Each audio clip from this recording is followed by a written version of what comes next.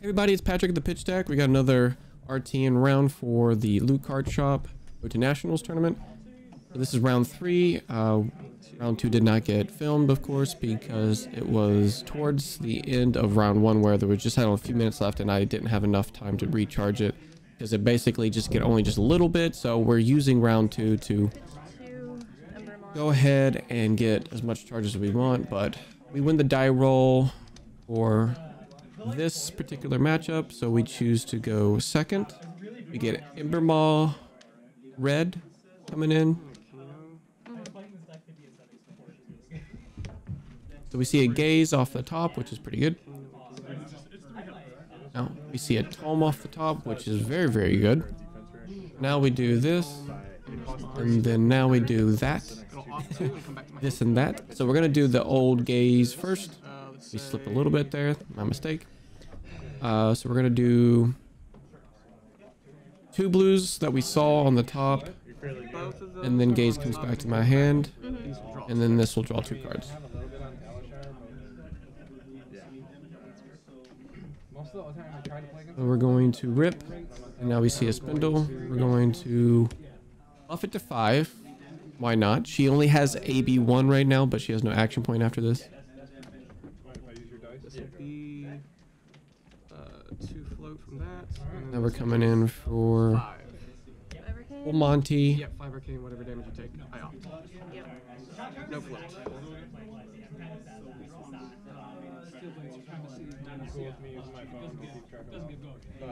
Already looking really, really good for our activations on her turn. 35. Takes 5. There's the value of her card that she has in her hand, which I want to say was Vincerikai, is definitely not worth the AB. So we see 5 cards that are pretty nasty in a particular order. I just want to make sure that the order is right. So we go ahead and banish. You see another tome. Draw another set of blues here. Draw. You see Sonic Boom. It's only for 2 this time. Coming in for 3.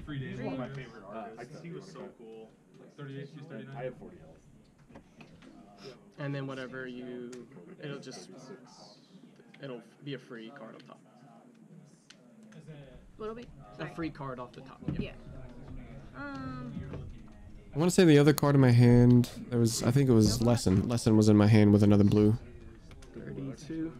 We get the free banish. So banish. You see the blazing. We have a spare blue that we could use. Kano again. Go ahead and flip just to get a little extra damage towards it. We still have 1 float. Might as well add a little bit of extra damage towards the blazing, so it's just coming in for 1. Which now then she does pitch the Vincerikai. So just 5 more. Now we're going to be coming in for an additional 8. 26. After she took 8.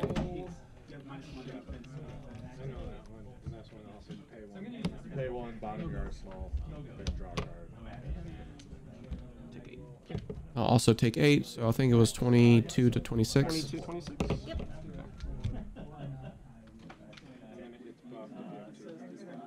If I have 2 cards that cost, they have to cost 3. So definitely a really nice extreme high roll for us. We got some of the cards to line up. But the round 2 was a Bravo that had 1 AB. He said he brought only that because he did not think there's going to be a Wizards. So he left all but 1 back at the house, he said. So he regretted that, and it was basically a straight race for that matchup. So now that there's not much dragons on the side of the field for her, or actually not any dragons, the Singe is not really going to be great.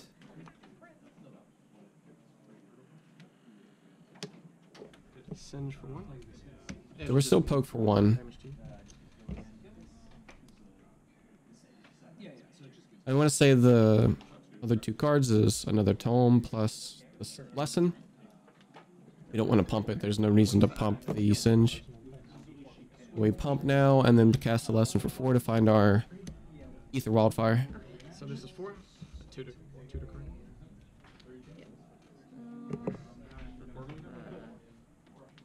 Again, she only has AB1, so it won't really matter until she gets like the full suite of AB3 or AB4 to really prevent that. But then she had to have a blue in her hand for it to really matter. A blue plus a red, and then she can have 2 reds for her turn.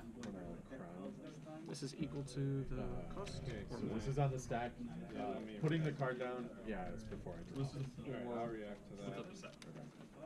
For this particular RTN, there was not too many aggro decks presented, actually. A lot of solid pitch stacking matchups for Arcano. After round 2, I want to say, since it was actually pretty quick, being the AB1 Bravo, I went around to look around and see, and how many Oldhams, how many Lexis. I want to say there's only 1 Lexi, a couple Azaleas, a couple of Jamais, 1 Levia, 1 Viscerai. Mostly, we had Yuzuri and Oldham, because a lot of people who are on Oldham want to go ahead and play him for his last hurrah before he is in living legend status, basically. Mirror guy for 2. I'll take 2. 20, 21. And 2 floating. So mirror guy, not great. Not really worried about that. Coming in for 6, we'll just block 3. We probably have 2 blues plus the Aether Wildfire, so we can just Kano whatever and then go from there.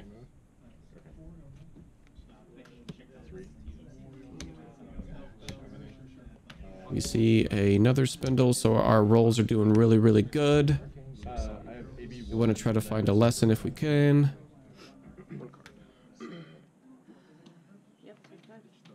Yep, taking the 5. Yeah, so I'll AB 16, that. 17. So I'll take 1 damage. 39. And then 4 pings. I want to say I see... I know I get a red flare in my hand of, or at least of that 5 right there. We are opting 5 and we see a red flare, but she's far enough for the life total for the kill to combo off of the flare with the wildfire. I'm feeling really good right now.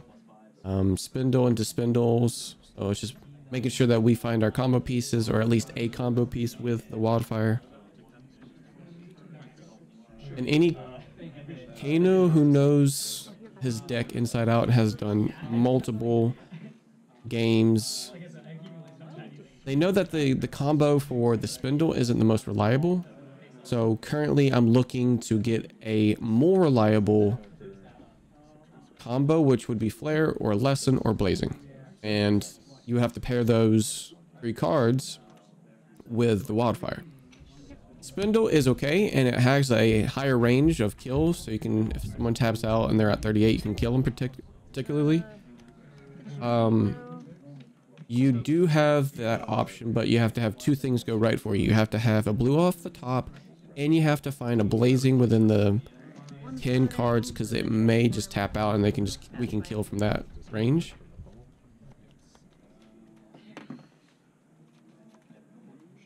We see Uvia, not a threat, we let it go.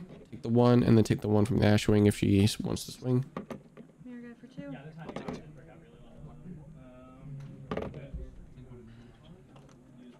Play time snap. Just time snap potions, I'll do something for you, Arsenal. Oh, which is a blue gone, which doesn't really help. It's only AB2.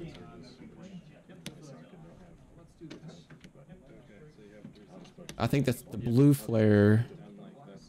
No, that's the red flare that we wanted to keep. We only saw the blues that we have in our hand plus the flare, so that was a 5, and then that was supposed to be the 0 cost. But now that changes a little bit of it. We have the pot to help us out later on, but we would have to Kano again. We do see a blue flare, so we have 1 more blue in our hand, and we don't necessarily need to pull the trigger right now. We're actually in a pretty good life state. We can just hit her for 4, and then hit her for an additional 5 if she wants to take everything. 12. So we have time. We have time. That was 1 flow. our life disparities are pretty good. 4 plus 1 is 5. In fact, I think after this, I'm in the lead for health total.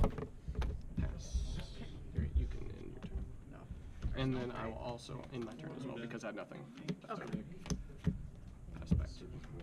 So here, I think we go up to get the win. I'm shaking my head because I know we've got 3 blues plus the lesson in my hand. So anything that she could tap out for, we're just going to go ahead and toss the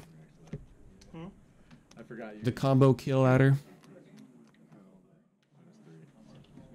I'm not exactly sure what the time snap potion is for with Kano. I know time snap potion works with guardian matchups.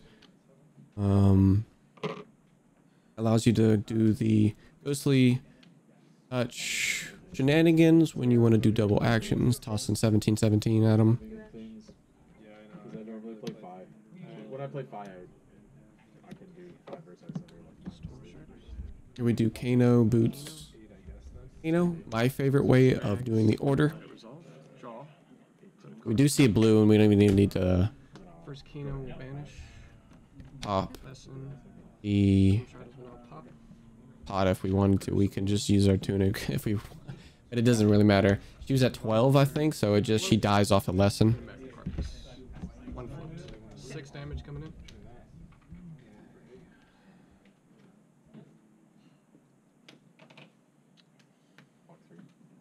One floating, none in hand. Yeah. And then Nice. that. Okay.